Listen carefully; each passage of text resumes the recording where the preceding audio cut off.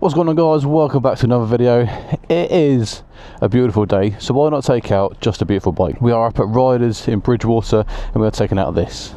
For me, there's a vast array of Ducatis over there, but for this is the creme de la creme. This is top dog, the holy grail, Ducati V4 Multistrada Pikes Peak Edition.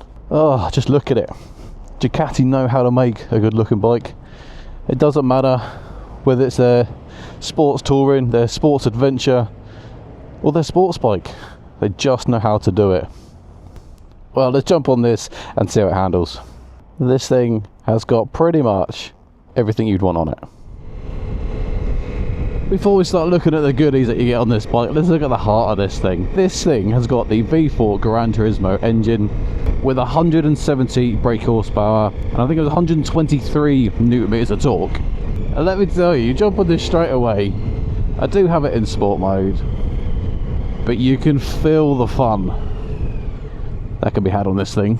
I did spend a few minutes before I set off just kind of fine-tuning some of the settings, because again, this has got the ability to change loads of different parts on it.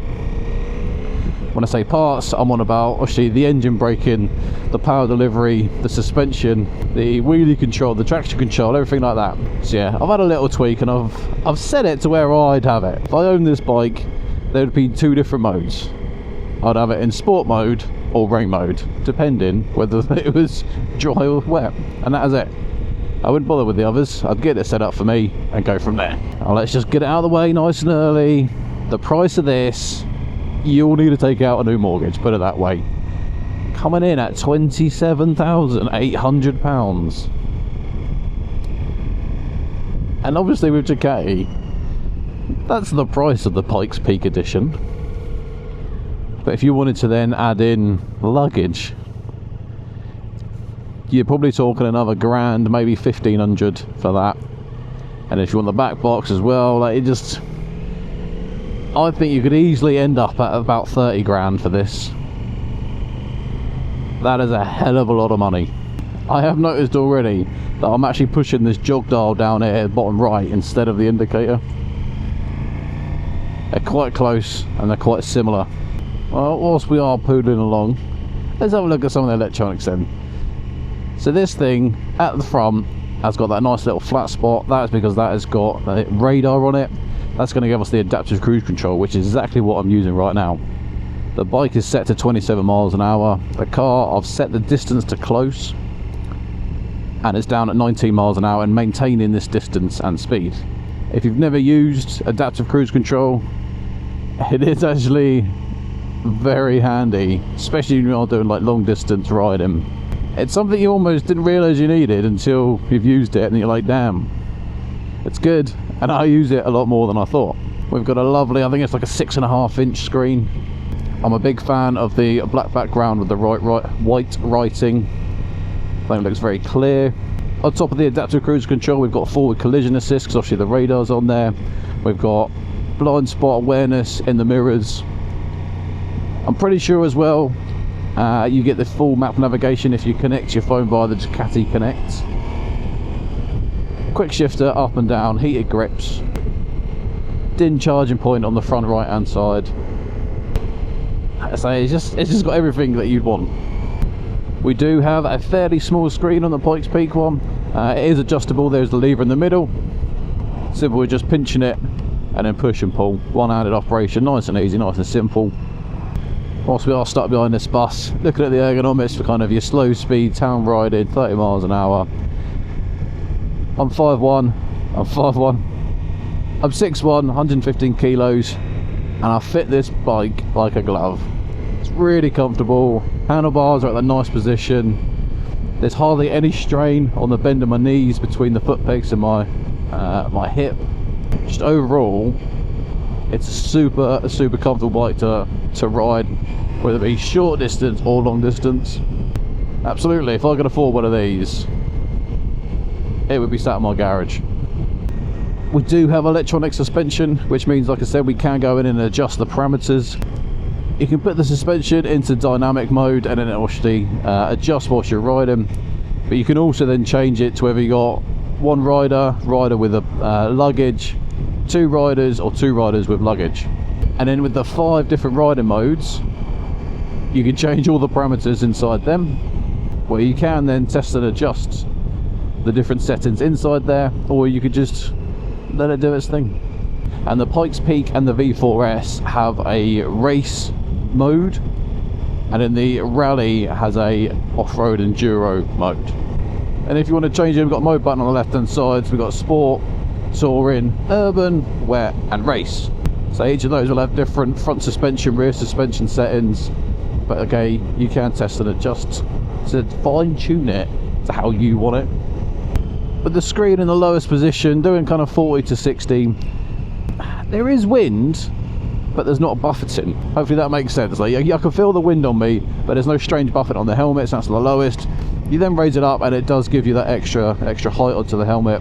But again, there is a bit of wind coming around the sides because the screen itself is quite skinny. It does have the little deflectors on a low left and right, but yeah, screen is a little bit skinny. But again, this is the Pikes Peak. This is your absolute Sunday blast fun of a bike, where you do more lad rides throughout the year, but you've then got the capability and the capacity to do the odd tour dates. For me, you probably aren't buying this bike if you're doing more touring than your kind of lad Sunday rides. This is the old boy that can't fit on a sports bike anymore, wants comfort but still wants the absolute weapon of a machine between his legs, and it's a great category to be in, I'll tell you that. In sport mode, the throttle response is not snatchy, it's just very, very responsive. So kind of you're going along and you twist it, next minute you're doing 15 miles an hour quicker and you've barely moved your wrist. Let's put it in rain mode, or wet mode should I say. Like a massive difference. Like, not only do you have to twist the throttle a lot further for it to start going, it's just so much slower on that pickup. Again, that's exactly what you want. If it's absolutely pissing it down with rain, you don't want that rear wheel getting excited. Now the quick shifter down feels like there's a lot of movement, and then up there's like hardly any movement in the lever. But unfortunately there is that kind of typical quick shifter delay. The whole like body jerking forward, it is not super crisp, and like, you'll know if you've ever been on a bike that has a quick shifter like that. Kawasaki do a fantastic job with their quick shifters. Unfortunately, yeah, this just is a bit too much of a delay for it to be classed as crisp, which is a shame.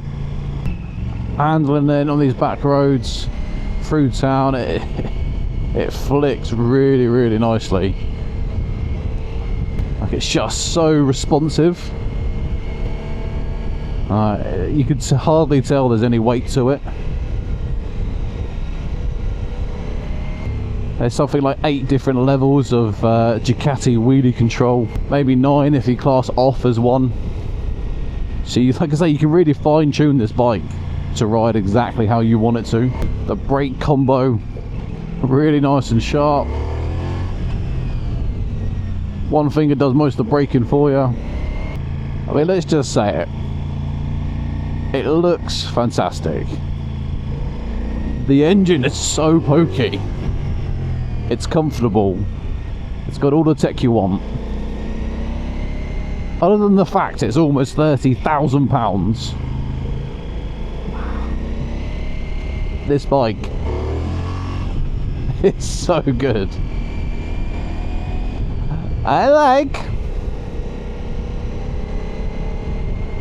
If you just want to poodle along these solid roads 30-40 miles an hour, you can.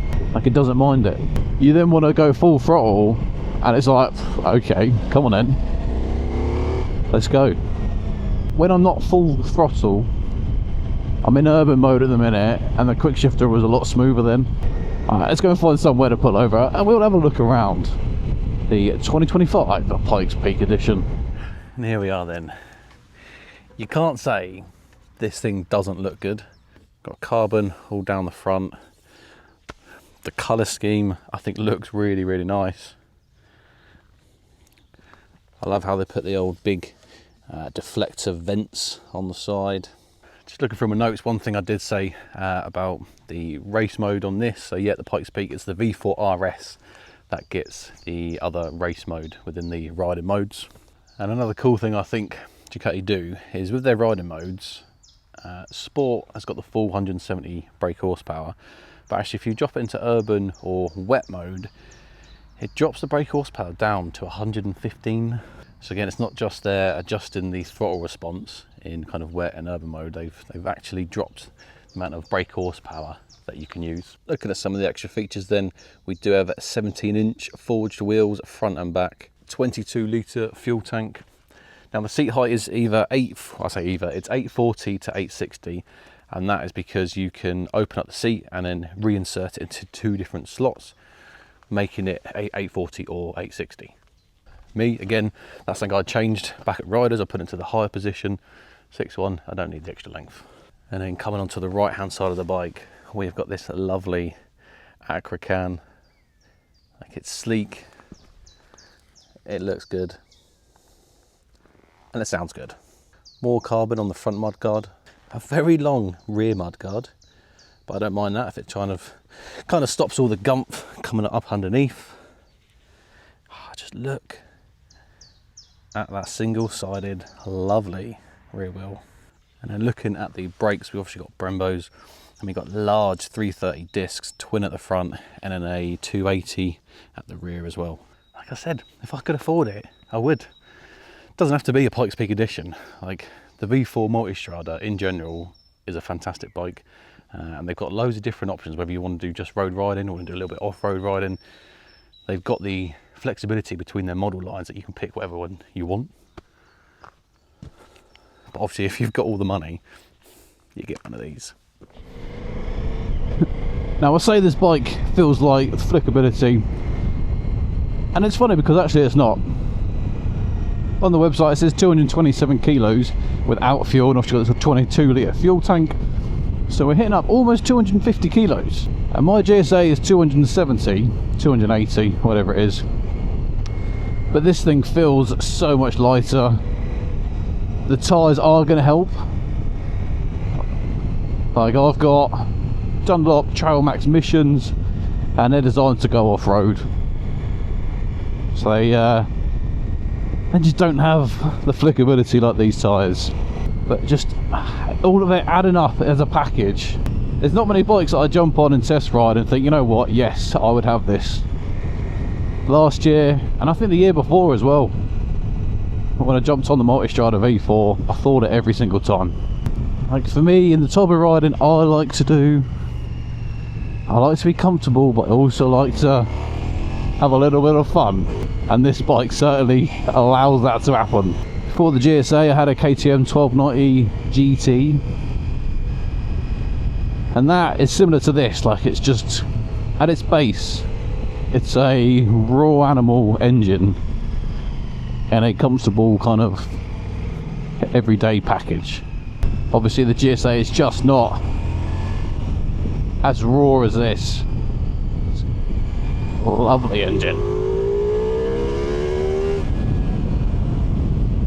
Don't forget, if you do want to come and test ride this bike, they've got other Multistradas. I think they've got the V4 Rally, the V4S, and they've got the V2 as well, the V2S, if you want to jump on that instead of the V4. Hit up Riders in Bridgewater, because they've always got a fantastic selection of demo bikes. You go to some dealers and they're a little bit sparse on the ground for demos. Riders are never sparse for bikes, that's for sure.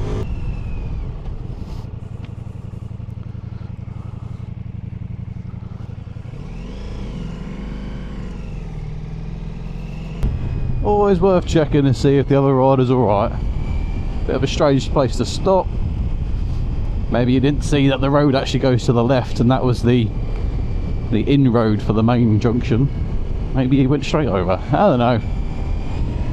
I gave him a thumbs up, he nodded, leave him to it. Well guys, I'm going to leave you to enjoy the rest of your day. I hope you found it useful, I hope you enjoyed it. If you have, give it a thumbs up. More importantly, think about subscribing to the channel. We're grinding, we're growing. Let's see where 2025 takes us. There's nothing else to say, but thank you very much for watching. Until next time, ride safe.